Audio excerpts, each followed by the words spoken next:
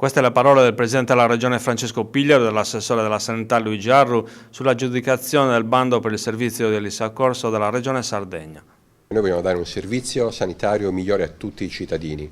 Qualche volta per alcune patologie il servizio non è necessariamente sotto casa perché bisogna dare un servizio di eccellenza e non può essere dovunque. Allora bisogna portare i nostri cittadini ovunque vivano, ovunque risiedano, in tempi molto rapidi, tecnicamente rapidissimi, ad avere la cura di cui hanno bisogno. Quindi quello che facciamo oggi è importantissimo per dare un servizio migliore, ma soprattutto per darlo a tutti, comunque sia, qualunque sia il luogo nel quale vivono. Noi speriamo che per giugno il servizio sia pronto, siano pronte le 3 elibasi, pronto il personale che stiamo selezionando per addestrarli. È stato fatto un bando interno per medici dell'emergenza urgenza, anestesisti e rianimatori per coprire le tre basi, quindi noi siamo convinti che, tra l'altro con la collaborazione del personale del soccorso alpino, di essere pronti per quest'estate.